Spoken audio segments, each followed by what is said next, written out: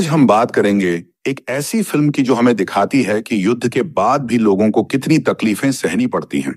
इस फिल्म का नाम है लैंड ऑफ माइंड और यह सच्ची घटनाओं से इंस्पायर्ड है। यह कहानी दूसरे विश्व युद्ध के खत्म होने के बाद की है। जर्मनी हार चुका है और डेनमार्क आजाद हो गया है, लेकिन जर्मन सैनिकों ने डेनमार्क के समुद्र के किनारे पर लाखों माइंस दबा दिए थे। अब इन्हें हटाना है ताकि वहां लोग सुरक्षित रह सकें। पर सोचिए, इन माइंस को हटाने के लिए किसे बुलाया गया?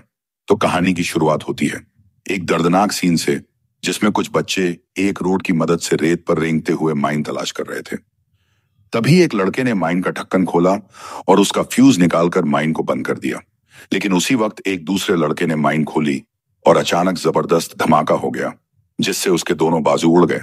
दरअसल यह मासूम बच्चे जर्मन कैदी थे जिन्हें जंग के दौरान पकड़ा गया था। अब लड़ाई तो खत्म हो चुकी थी, लेकिन अब भी जर्मनी द्वारा बिछाई गई जाल यानी लाखों माइन डेनमार्क में मौजूद थी, जिनसे लोगों को बहुत खतरा था। अब सरकार ने इन माइन को डिफ्यूज करके निकालने का काम इन्हीं कैदी बच्चों को सौंप दिया। जल्द ही डेनमार्क के सैनिकों ने बच्चों की ट्रेनिंग की शुरुआत कर दी ताकि वे माइन तलाश करके उन्हें बंद करने के काबिल हो जाएं। थोड़ी देर समझाने के बाद प्रैक्टिस के लिए एक एक लड़के को माइन वाले कमरे में भेजा गया। सबसे पहले लड़के ने अंदर जाकर बहुत एहतियात से माइन का ढक्कन खोला और फ्यूज निकालकर माइन बंद कर दी। लेकिन जब दूसरा लड़का अंदर गया तो डर के कारण उसका पूरा शरीर कांपने लगा, पर फिर भी वह हिम्मत दिखाते हुए माइन बंद करने में कामयाब हो गया। लेकिन उसके बाद जो लड़का गया वह माइन को बंद करने में नाकाम रहा और वहीं मौके पर उसकी जान चली गई। इससे बच्चों के दिल में खौफ बैठ गया, क्योंकि कोई भी माइन कभी भी उनकी जिंदगी खत्म कर सकती थी। खैर, कुछ दिन की ट्रेनिंग के बाद 11 लड़कों को डेनमार्क के पश्चिमी समुद्र पर ले जाया गया, जहां सार्जेंट कार्ल उनका इंचार्ज था। कार्ल का दिल पत्थर जैसा था। उसके दिल में नाजियों के लिए गहरी नफरत भरी हुई थी।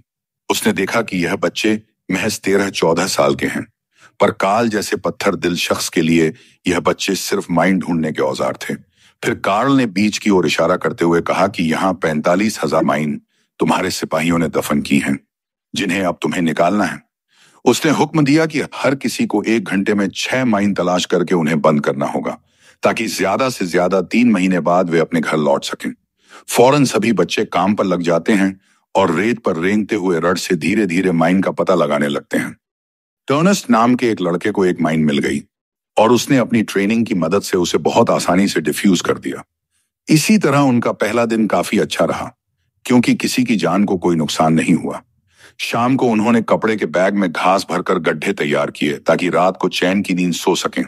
फिर रात को सब मिलकर यह सोचने लगे कि वे घर जाकर क्या क्या करेंगे, लेकिन उनमें से एक लड़के को यकीन नहीं था कि वे कभी घर लौट पाएंगे। इसके बाद हम देखते हैं कि उन बच्चों को खाना भी ठीक से नहीं दिया जा रहा था। रात होने पर कार्ल ने सभी लड़कों को एक लकड़ी के घर में बंद कर दिया और दरवाजे को लकड़ी के पट्टों से बंद करवा दिया ताकि बच्चे भाग ना सकें। सुबह होते ही लड़के दोबारा काम पर जाने लगते हैं, पर आज वे कल से भी धीमे चल रहे थे, क्योंकि उन्हें खाने को कुछ नहीं मिला था। शाम को सुमन नाम का एक लड़का कार्ल के पास गया और उससे पूछा कि उन्हें खाना क्यों नहीं दिया जाता। कार्ल ने कहा कि उसे फर्क नहीं पड़ता कि जर्मन कैदी माइन से मरे या भूख से। फिर उसने गुस्से में लड़के को वापस भेज दिया। अब रात हो चुकी थी और हेलमेट नाम का एक लड़का अपनी भूख बर्दाश्त नहीं कर पाया और वह खाना ढूंढने के लिए लकड़ी के पट्टे हटाकर भाग गया। अगली सुबह अर्नेस्ट को तेज बुखार हो गया और उसे जोर से चक्कर भी आ रहे थे, पर फिर भी उसे आराम करने की इजाजत नहीं मिली और उसे तुरंत काम पर भेज दिया गया। अब उधर विल्हेम नाम का एक लड़का भी बीमार हो गया और उसने उल्टी कर दी। सुमन तुरंत उठा और उसे देखने जा ही रहा था कि अचानक वहां जबरदस्त धमाका हो गया, जिसमें विल्हेम की दोनों बाहें उड़ गईं। वह चिल्ला चिल्ला कर कह रहा था कि वह घर वापस जाना चाहता है। तब एनिस्ट मदद की फरियाद करने लगा, मगर पास की खेत वाली औरत ने बिल्कुल रहम नहीं किया और चुपचाप अपना दरवाजा बंद कर लिया। उधर कार्ल बच्चों की चीखें सुनने के बावजूद अंदर ही बैठा रहा, लेकिन विल्हेम की चीखें इतनी दर्दनाक थीं कि कार्ल जैसा पत्थर दिल इंसान भी खुद को रोक नहीं सका और वह बाहर आकर विल्हेम को एक इंजेक्शन दे देता है ताकि कुछ देर के लिए उसका दर्द कम हो जाए। इसके बाद वह खुद विल्हेम को उठाकर अस्पताल ले गया। इधर बाकी बच्चों की भी तबीयत बिगड़ रही थी। जब कार्ल को इस बात का पता चला तो उसने सबसे पूछताछ की। तब हेलमेट ने बताया कि वह कल रात भूख की वजह से सो नहीं पाया था और पास के खेत से कुछ दाने चुराकर अब तक खा लिए थे। तभी तुरंत कार्ल खेत वाली औरत के पास गया और उन दानों के बारे में पूछा तो उसने बताया कि वे दाने कीड़े लगने की वजह से खराब हो चुके थे। यह कहकर वह मुस्कुराने लगी क्योंकि उन दानों को खाने से जर्मन सैनिक बीमार हो गए थे। खैर, कार्ल ने तुरंत सभी बच्चों को लगातार समुद्र का पानी पीने का हुक्म दिया ताकि कीड़े लगे दाने उल्टी के जरिए बाहर निकल जाएं। इसके बाद उसने सभी बच्चों की सफाई की और फिर विल्हेम को देखने अस्पताल गया। जब वह अस्पताल पहुंचा तो पता चला कि कुछ समय पहले ही विलियम की मौत हो चुकी थी। यह सुनकर कार्ल को बहुत दुख हुआ क्योंकि उसने बच्चों को भूखा रखा था। शाम को वह मिलिट्री बेस से रोटी चुराकर बच्चों के लिए ले आया और दरवाजे पर रख दी। बच्चे बहुत भूखे थे, इसलिए जैसे ही उन्होंने खाना देखा वे उस पर टूट पड़े। कार्ल ने बच्चों को दिलासा दिया कि विलियम अब ठीक हो रहा है। बच्चे खुश हो गए, लेकिन अब हर बच्चे को 1 घंटे में 8 माइंस साफ करनी थी। बच्चे जानते थे कि यह उनकी सजा है क्योंकि वे दूसरों की गलतियों का परिणाम भुगत रहे हैं। वे शिकायत नहीं करते थे और काम में जुट गए। एक रात कुछ डेनमार्क के सैनिक नशे में बच्चों पर हमला करने आए। जब कुछ लड़कों ने बचाव किया तो सैनिकों ने बंदूकतानी कार्ल वहां आया और कहा, अगर बच्चे मर गए तो माइंस कौन साफ करेगा? सैनिकों ने बच्चों को छोड़ दिया।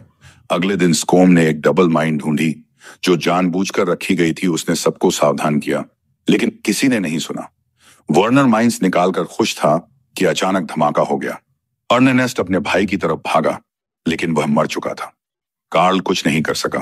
अर्नेस्ट को भाई की मौत का गहरा दुख था। वह बार बार कहता रहा कि उसे भाई को वापस ढूंढना है।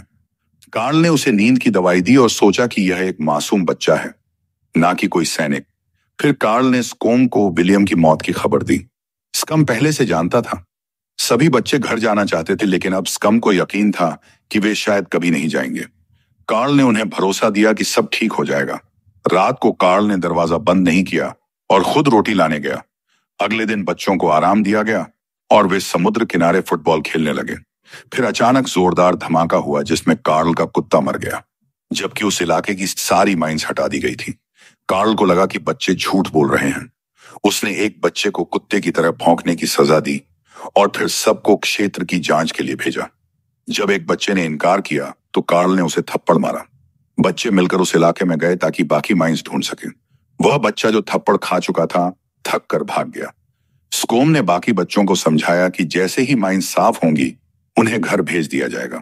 अगले दिन एक महिला रोते हुए आई और मदद मांगी कि उसकी बेटी माइंस वाले क्षेत्र में चली गई है। बच्चे तुरंत मदद के लिए भागे और अर्नेस्ट माइंस वाले क्षेत्र में गया।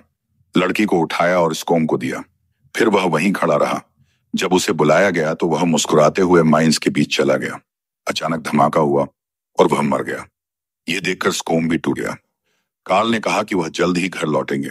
3 महीने बीत गए और माइंस साफ हो चुकी थी। 6 बच्चे खुश होकर माइंस ट्रक में रख रहे थे कि फिर जोरदार धमाका हुआ जिसमें 2 बच्चे मर गए। बाकी 4 चुपचाप ट्रक में बैठे, उनके चेहरे पर खुशी नहीं थी। उन्हें घर भेजने की जगह एक और माइंस वाले क्षेत्र में भेजा गया जहां 72,000 माइंस थी। तब उन्हें पता चला कि घर जाने का वादा झूठ था। कार्ल ने कोशिश की कि उन्हें वापस भेजें, लेकिन अधिकारियों ने मना कर दिया। फिर नए अफसर को एक फर्जी आदेश मिला और उसने 4 बच्चों को ट्रक में बैठा दिया। बच्चे नहीं जानते थे कि वे कहां जा रहे हैं। रास्ते में कार्ल ने पर्दा उठाया और उन्हें सीमा पर देखा। कार्ल ने अपना वादा पूरा किया। असल में फर्जी आदेश कार्ल ने बनाया था। एक सैनिक होने के नाते वह शायद गलत था, लेकिन एक इंसान के नाते उसने मानवता का कर्तव्य निभाया। तो दोस्तों, यह थी आज की जबरदस्त कहानी। अगर वीडियो पसंद आई हो तो इसे लाइक करना ना भूलें। ऐसी ही और कहानियों के लिए चैनल को सब्सक्राइब करें। मिलते हैं अगली वीडियो में, तब तक के लिए be safe and keep watching.